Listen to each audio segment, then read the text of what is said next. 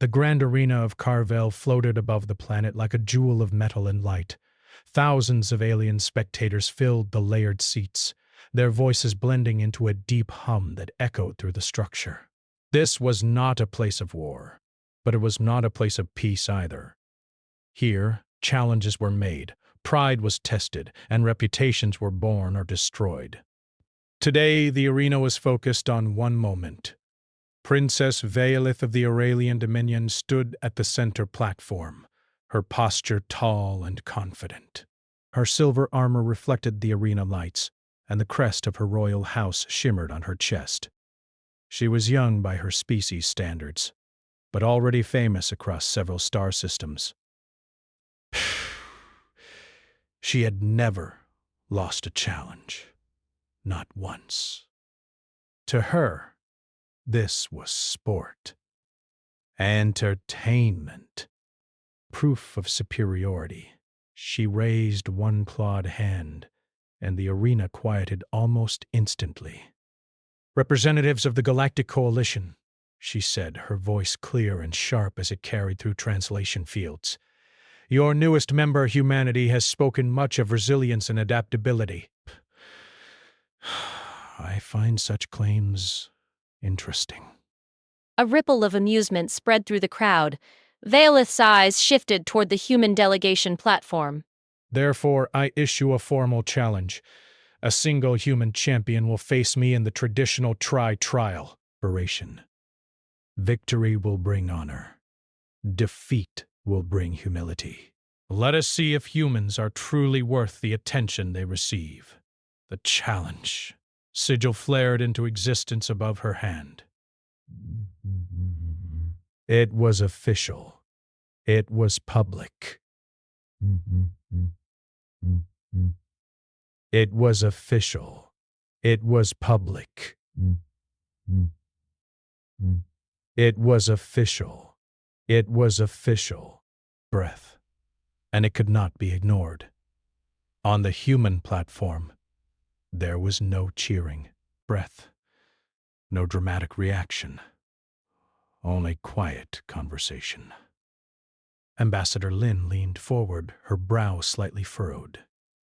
"They were going to test us eventually," she said calmly. "Better this than something worse." A few military advisors exchanged looks. One of them, a young officer, asked, "So, who do we send? One of the enhanced athletes?" A Marine? At the back of the platform, a man stood with his hands in his pockets, watching the arena with a neutral expression. His hair was dark, touched with gray.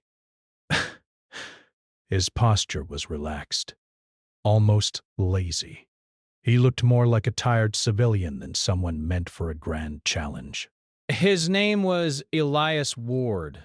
Ambassador Lin turned and looked at him. "You don't have to," she said quietly. Elias smiled faintly. "Someone does," he replied. "Might as well be me." The officer frowned. "With respect, sir, this is a royal challenge. The whole galaxy is watching." Elias shrugged. "Then, let's not disappoint them." When the human champion was announced, confusion spread across the arena. "This is the human representative?" one alien noble whispered. "He's unarmored," another said. "No visible enhancements." Princess Veilith narrowed her eyes as Elias stepped onto the platform opposite her. Psh! He wore simple dark clothing. No weapons. No symbols of rank. He bowed slightly, not deeply, not rudely, just enough to acknowledge her. "That's it?" Veilith asked aloud, her tone openly dismissive. "Is this human custom?" Breaking. "Sending an advisor to a warrior's trial?" Elias met her gaze without challenge or fear. "I was available," he said simply. Laughter rippled through the crowd. Veilith felt a flash of irritation. Not because she felt threatened, but because she felt mocked. "Very well," she said. "I accept. Let the trials begin." I promised to be gentle. The first trial was announced, a physical navigation course designed to test speed, balance, and strength. Platforms shifted constantly. Gravity fields changed without warning, and obstacles moved with mechanical precision. When the trial began, Valeth surged forward with powerful grace. Her species was built for this kind of challenge. She leapt, climbed, and ran as if the course had been made for her alone. Elias moved slower. He did not rush. He tested each platform with his foot before stepping fully. When gravity shifted, he adjusted instead of resisting. He stumbled once, caught himself, and kept going. The crowd watched with mixed reactions. Some laughed. Some looked bored. Valeth finished far ahead of him and turned to watch him struggle. But as Elias reached the final stretch, something strange happened. The course shifted unexpectedly. Several platforms malfunctioned, moving out of sequence. A dangerous gap opened beneath one of the alien competitors from another exhibition group, sending them falling. Before the safety fields could activate, Elias changed direction. He jumped, not toward the finish, but toward the falling alien. His grip caught the edge of the platform with one hand while the other grabbed the alien's arm. The strain twisted his body, and pain flashed across his face, but he held on until the safety field engaged and lifted them both. The arena fell silent. Elias pulled himself up slowly, breathing hard. Broke. He did not look for applause. He simply nodded to the shaken alien and walked toward the exit platform. Valeth stared. That was not efficient breath. That was not logical. That was not how champions were trained to behave. The first trial ended with her clear victory. By the numbers, she had won easily. Yet the crowd's mood had shifted. The second trial was tactical.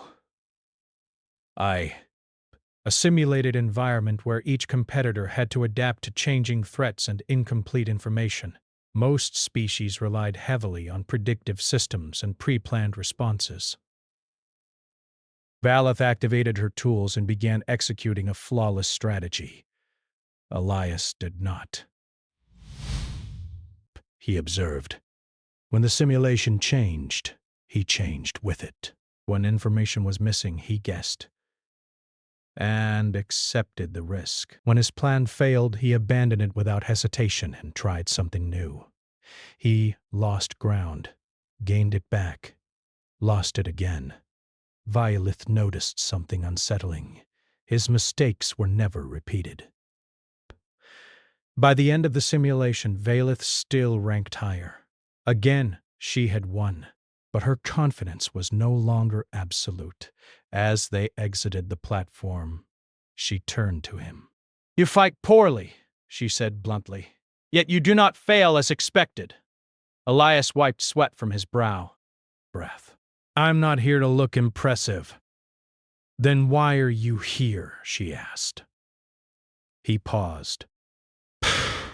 "Because you asked." For the first time, Valeth did not have an answer ready. High above the arena, analysts whispered urgently. Human data files were being reopened, re-examined. Conflicts previously dismissed as chaotic or primitive were being studied again, with new attention. One record kept appearing in restricted archives. Elias Ward. Not the strongest, not the fastest, but present in conflicts that ended in impossible victories. On the human platform, Ambassador Lin watched Elias with a mix of concern and quiet pride. He's doing exactly what I feared, she murmured. Which is? An aide asked. He's reminding them that humans don't play games the way others do. Down on the arena floor, Princess Veilith looked out at the crowd. This was supposed to be simple. A public lesson. A harmless demonstration of superiority. Instead, she felt something unfamiliar creeping into her thoughts. Unease, Bray. The trials were far from over, and the human had not yet shown his true hand. The arena did not empty after the second trial. Instead, the mood changed. The laughter and casual noise faded, replaced by quiet discussion and focused attention. Screens across the stadium replayed moments from the simulations, slowing them down, analyzing every decision. Bray. Princess Veilith stood in the private resting chamber assigned to her. Servants waited nearby, silent and alert, but she dismissed them with a sharp gesture.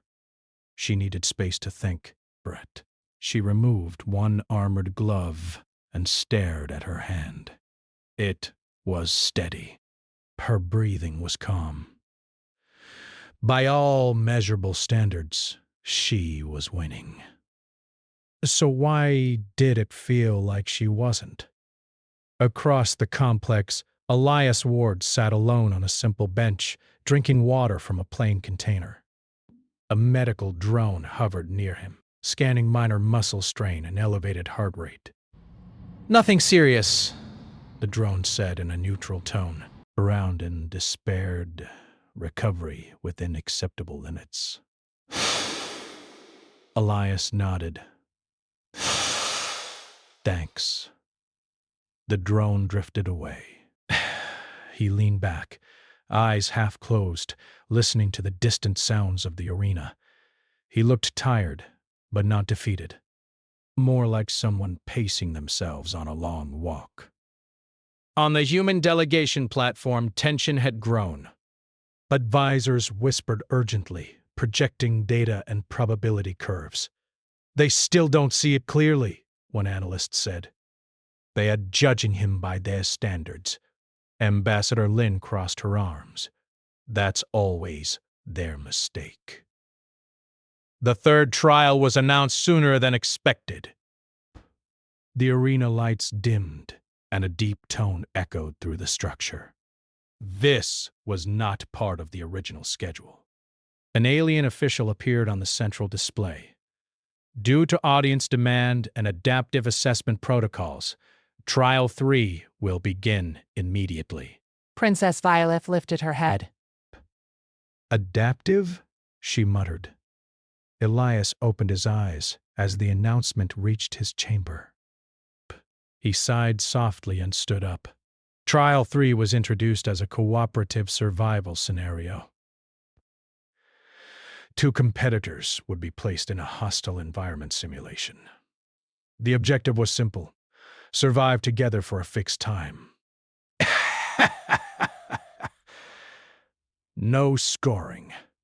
No victory condition beyond endurance. This change drew murmurs from the crowd. "Cooperation between rivals?" an alien noble scoffed. Rasp. Pointless. Princess Veilith stepped onto the platform, her expression controlled but alert. When Elias joined her, she glanced at him sideways.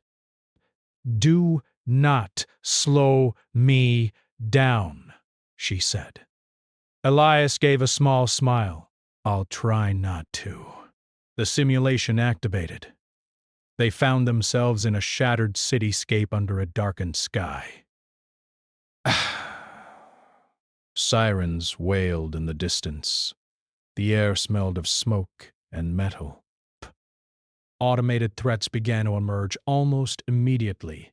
Drones, collapsing structures, unstable terrain. Veilith took command without hesitation. Breath. "We move north. High ground. Better visibility. Elias followed, but his eyes moved constantly, scanning angles, shadows, and structural stress points. When the first wave of drones attacked, Valeth cut through them with precision. Elias moved differently. He used debris for cover, redirected enemies into each other, and disabled threats instead of destroying them. As time passed, the environment grew harsher. Power outages caused sudden darkness. Buildings collapsed without warning. At one point, Valeth stepped onto what appeared to be solid ground. Elias shouted. "Wait!" The surface gave way. Elias lunged forward, grabbing her arm and pulling her back just as the ground collapsed into a deep shaft. Valeth stared at the hole, then at him. "You reacted before the warning indicators," she said. "I didn't see indicators," Elias replied. "I saw stress lines." She frowned. "That data wasn't available." "It was," he said, "just not highlighted." They moved on. Burst. Hours passed inside the simulation. Fatigue set in. Vala's movement slowed slightly, though she tried to hide it. Elias noticed. "Short rest," he said. 3 minutes. "We don't have time," she replied. "We'll lose more time if you fall," he said calmly. She hesitated, then nodded once. As they sheltered inside a ruined structure, Valeth studied him openly now. You do not fight like a performer, she said. "You fight like someone expecting things to go wrong." Elias leaned against the wall. "They usually do.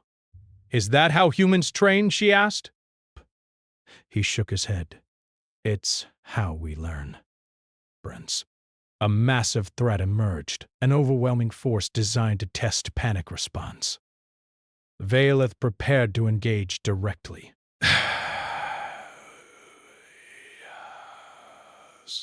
Grabbed her shoulder. "Not this way." She bristled. "Release me. Trust me," he said quietly. Something in his voice made her pause.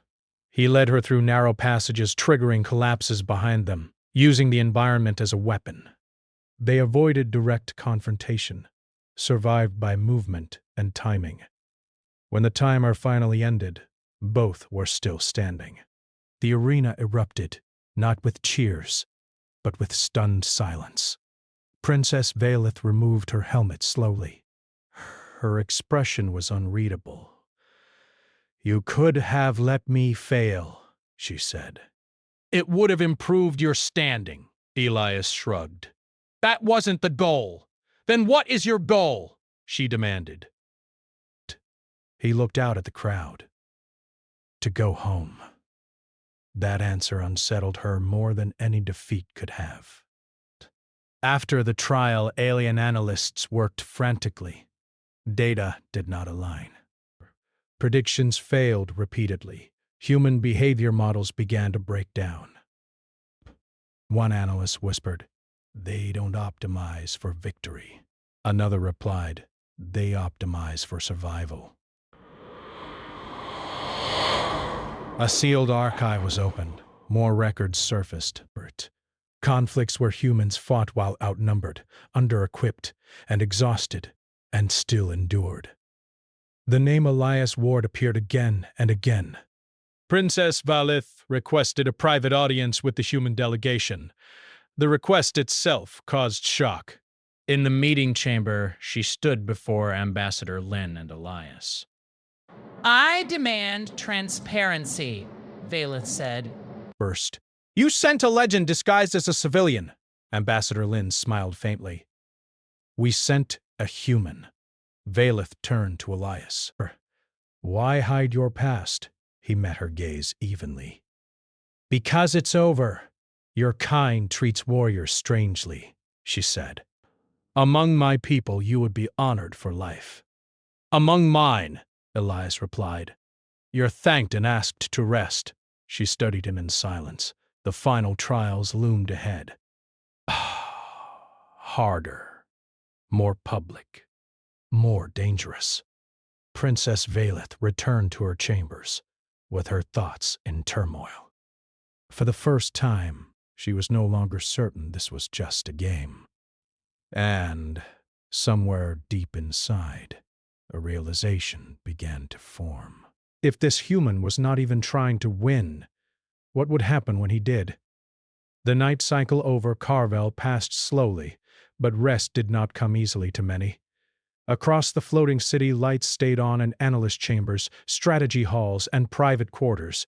What had begun as a public challenge had become something far more serious. Princess Valeth stood alone before the wide viewing window of her chambers. Below her, the planet glowed with distant storms and flowing energy lines. She folded her arms behind her back, her posture rigid, controlled, yet her thoughts refused to settle. Best, she had faced stronger opponents, faster ones, smarter ones. None of them had made her feel this way. Tobias Ward had not beaten her. Not by score, not by title, not by ceremony. Yet somehow every trial left her feeling as though the ground beneath her certainty had cracked. He did not seek dominance. He did not perform for the crowd. He did not even seem to care if he won. And that disturbed her more than arrogance ever could. Across the station, Elias sat in a small observation room assigned to him by the Coalition. The room was plain, no decorations. No trophies, just a chair, a table, and a wide screen displaying neutral system data. Ambassador Lin entered quietly. You're making them nervous, she said. Elias smiled without looking away from the screen. That wasn't the plan. Plans don't always survive contact, she replied. He nodded. True. She hesitated, then asked, Are you holding back? Elias was silent for a moment. I'm being careful. With what? She asked. With reminding them why humans learn to stop fighting for fun, he said. The fourth trial was announced at dawn cycle, and this time there was no pretense of sport. The Coalition Council itself appeared on the central display. Representatives from dozens of species watched closely. This was no longer entertainment. This was assessment. Trial 4 will test command judgment under pressure, the council speaker announced. Each competitor will be placed in control of an allied force during a live simulation. Civilian lives will be represented. Failure to protect them will result in immediate termination of the trial.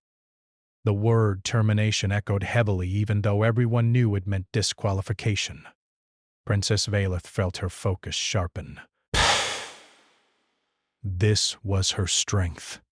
Leadership. Brett's strategy. Honor and command. Elias said nothing. When the trial began, each was given command of a separate unit within the same simulated conflict zone. Breath. Their forces would not fight each other. Instead, they faced the same enemy from different angles. Violet took control with confidence. Orders were clear. Lines were tight. Her unit moved like a single organism. Elias's unit looked messy. Observers frowned as his forces spread out, broke formation, and even appeared to retreat in places. He's losing ground, an alien commander whispered. He's abandoning civilians, another said sharply. But the data told a different story. Debatis targets before the attacks came. They avoided major engagements, allowing enemy forces to move into positions that looked advantageous, until those positions collapsed under environmental hazards Elias had predicted. When the enemy launched a surprise strike on Bailiff's sector, Elias diverted his own forces without orders, reinforcing her flank just in time. Valeth stared at her display in disbelief. "He's not supposed to be able to see that," she said. But he had. The trial stretched on. Pressure increased. Resources ran low. At a critical moment, Valeth faced a terrible choice. Save her command center or evacuate a civilian zone that could not be fully secured. Her training told her to protect command. Breath. Elias's voice cut across the channel. "Move the civilians, I'll hold." "You will lose your unit," she said. "Units can be rebuilt," he replied. "People can't." She obeyed. Breath. Elias's unit was overwhelmed. Simulated casualties climbed rapidly. His command presence flickered, then stabilized as he continued issuing calm, clear instructions until the trial ended. When the simulation shut down, silence filled the arena. Valeth had technically performed better. Her losses were lower, but her command efficiency was higher. But every civilian in Elias's sector had survived. The council did not speak right away. Princess Valeth removed her command interface slowly. She walked toward Elias as the crowd watched. "You sacrificed victory," she said quietly. "I chose it," he answered. "Why?" she demanded. "Your people value results. We value living with them," he said. Something shifted inside her then. Not pride, not fear. Respect. The council finally spoke. Trial 4 concludes with no declared victor. That announcement shocked the arena. Afterward, restricted discussions erupted. Human military philosophy was being examined openly now. Terms like resilience, redundancy, and moral endurance began appearing in coalition reports. One analyst summarized it simply. "They don't fight to win battles. They fight to end wars." Princess Violet requested another private meeting, this time with Elias alone. They stood in a quiet chamber, overlooking the arena. No guards. "No officials. You could have been celebrated across the galaxy," she said. "Instead, you hide." "I didn't hide," Elias replied. "I stepped aside." "From power?" she asked. "From becoming something I didn't want to be," he said. She studied his face, searching for deception, but found none. "My people believe strength is proven through dominance," she said. "You prove it through restraint." "Restraint is harder," he replied. "It costs more." She was silent for a long time. "The final trial is tomorrow," she said at last. It will not be symbolic. It will define how the galaxy remembers this day." Elias nodded.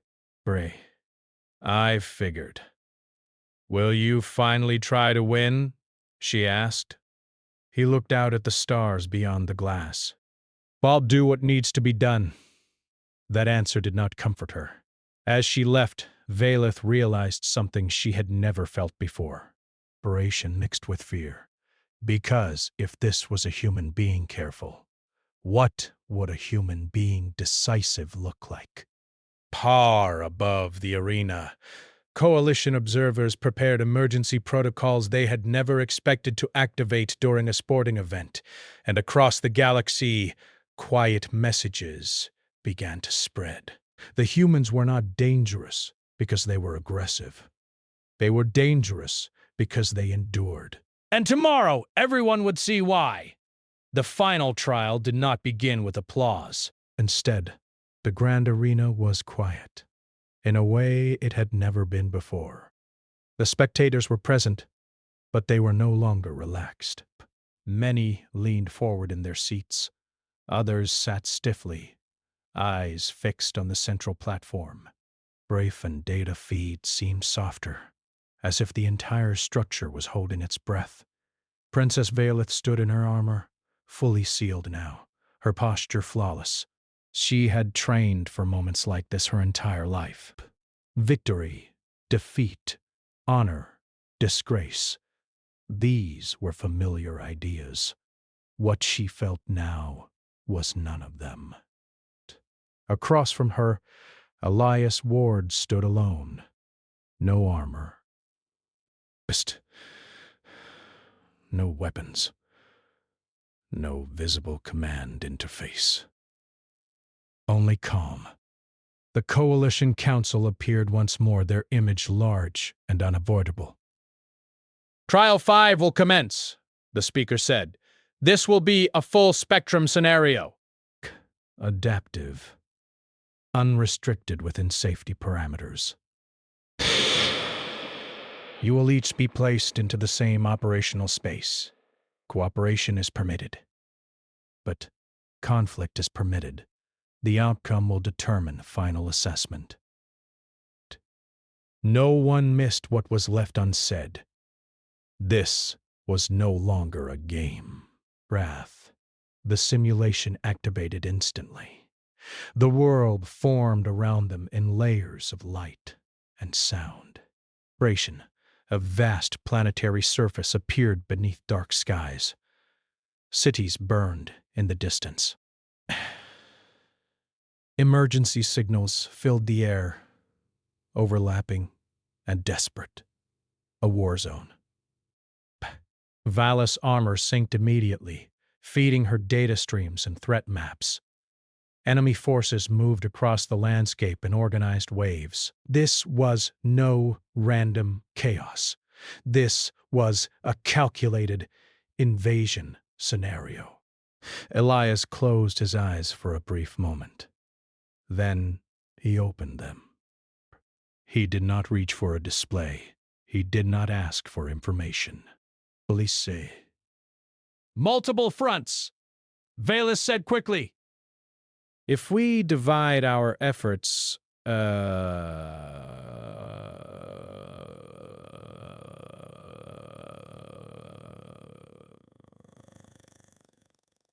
She paused, surprised by the interruption. Breaths. We won't stop them everywhere, he continued. So we stop them where it matters. She frowned. That is inefficient. It's human, he replied. The first attack wave hit a population center near the simulation's core. Valeth moved to intercept with precision, cutting through enemy units with practiced skill. Elias followed, but not directly. Were triggered about vacation routes and triggered automated systems that had been left idle. Observers watched in confusion as Elias appeared to ignore major threats. He's leaving enemy forces unchecked, one council aide whispered. No, another corrected slowly. He's letting them move. When the enemy advanced, they funneled exactly where Elias had predicted. Structural failures collapsed access points. Supply lines vanished. Entire units found themselves isolated without ever being directly engaged. Valeth began to understand too late. You're shaping the battlefield, she said. I always do, Elias answered. The simulation escalated again. Enemy command units adapted. New tactics emerged.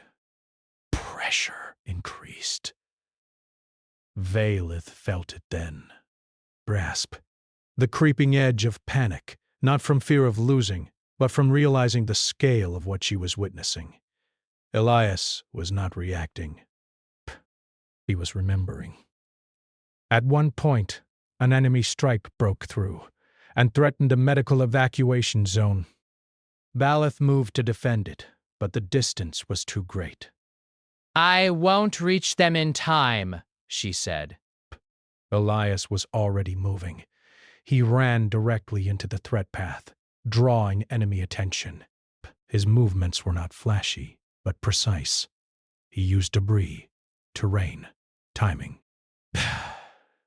He took calculated risks without hesitation. Valeth watched casualty projections spike around him. Fall back, she ordered. You will be overwhelmed. Maybe, Elias replied.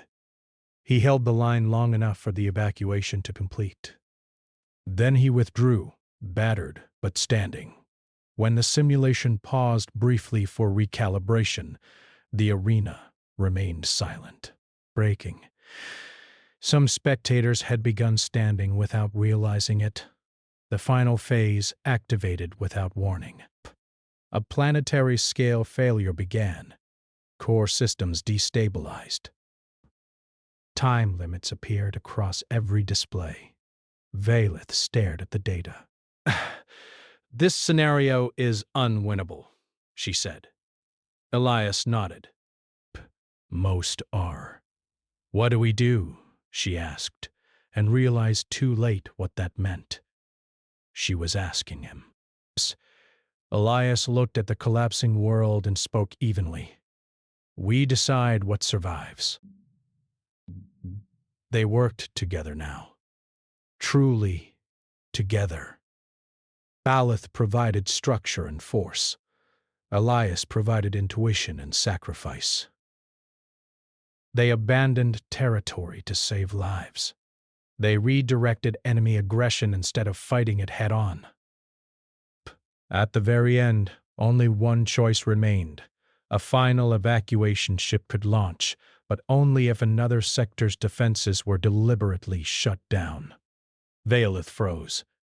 That sector still has people, she said. Breaths. So does this one, Elias replied.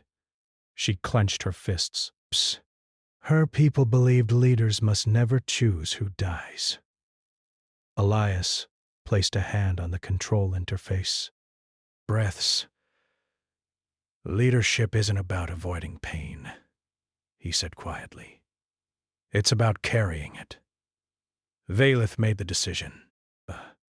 The ship launched. The simulation ended. For a long moment, nothing happened. Then the arena erupted, not in cheers, but in stunned realization. The Coalition Council stood. Princess Valeth removed her helmet slowly. Her face was pale, her eyes intense. She turned to Elias and lowered herself into a formal bow. Not shallow, not symbolic. Genuine. I challenged you for sport, she said, her voice steady but soft. I found a lesson instead. Elias looked uncomfortable. I wasn't trying to teach. Nevertheless, she replied, rising. You did? The council spoke at last. Assessment complete.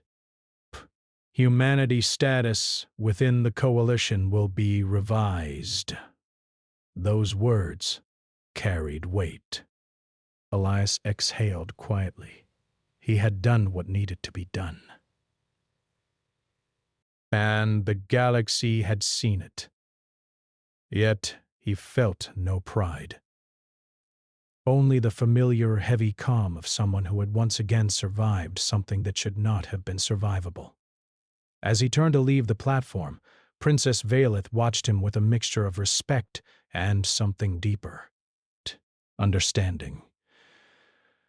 Because now she knew the truth. First, humans did not become legends by seeking glory. They became legends by enduring long enough to choose mercy when others chose conquest. And the final part of this story had yet to be written. The arena did not calm after the final trial ended. If anything, the silence grew heavier. Spectators remained standing, many without realizing it.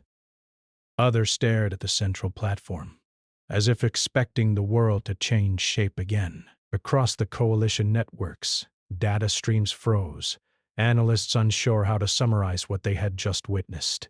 Princess Valeth remained where she stood, her armor unlocked but still worn, her posture straight. The bow she had given Elias Ward echoed louder in the minds of the crowd than any victory cry ever could. Elias, meanwhile, felt only exhaustion, breath, not the sharp kind that comes from effort, but the deep kind that comes from remembering too much. He stepped off the platform slowly, as if gravity had increased around him. Breaths. Each step felt heavier than the last. Ambassador Lin met him near the exit corridor. She studied his face carefully. "You did it," she said. Elias shook his head. "No," he replied. "I finished it." Behind them, the Coalition Council began to speak, their voices amplified across the arena and beyond, transmitted to dozens of star systems in real time. "The trials are concluded," the council speaker announced. "But the results are unprecedented." A pause followed, not for effect, but because the words themselves were difficult. "Humanity has demonstrated strategic depth, ethical endurance, and adaptive judgment beyond current coalition modeling. Effective immediately, humanity's classification will be revised." Whispers surged through the arena. From probationary member, the speaker continued, to strategic equal. That single phrase sent shockwaves across the galaxy. Princess Valeth closed her eyes briefly. She felt no anger. Breath. No bitterness. Only clarity. This was not a loss. This was a revelation. Later, in a private chamber overlooking the stars, Elias sat alone. He had declined medical attention beyond basic checks. He had declined interviews. He had declined celebration. Princess Valeth entered quietly, unannounced, without guards. "You are difficult to find," she said. I try." She studied him for a long moment, then spoke. My people will remember this day for centuries." "That sounds heavy," he said. "It is," she replied. "You changed how we define strength." He frowned slightly. "I didn't mean to. That is why it matters," she said. Inspiration. She moved closer to the window, gazing out at the endless dark. "When I challenged you, I believed superiority must be displayed." Proved. Enforced. First. "And now?" he asked. "Now I see that true power is the ability to choose restraint even when dominance is possible." She turned to him. "You could have taken everything. Influence. Authority. Fear." Bait. Elias nodded. "I've seen where that road ends." She hesitated. "Then why do humans still fight?" he thought carefully before answering. "Because sometimes the cost of not fighting is higher." The galaxy reacted quickly. Within days, coalition doctrine began to shift. Human advisors were requested, not as warriors, but as planners, negotiators, and crisis managers. Their simulations were studied. Their history was re-examined. Old conflicts, once labeled irrational, were now understood differently. They were acts of survival. Princess Violet addressed her own people soon after. She spoke openly, without ceremony or ornament. "We believed ourselves prepared for any enemy," she said. "We were wrong. The greatest challenge is not conquest, but conscience." Some resisted her words. Others listened. Change, Elias knew, was never fast. On the day of his departure, the station's docking bay was quiet. No crowds. No banners. Just a single transport waiting. Ambassador Lin stood with him at the ramp. You could stay, she said. They'd listen to you. He smiled faintly. That's exactly why I shouldn't. Princess Valeth arrived just before he boarded. She wore no armor now. Only simple robes, her royal markings subdued. I wanted to say farewell, she said. I figured, Elias replied. She handed him a small data crystal.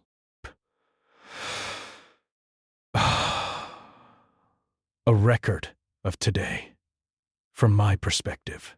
Bert. He accepted it carefully. Thank you. She hesitated, then asked, Will humanity lead the galaxy now? He shook his head. No, we'll walk with it.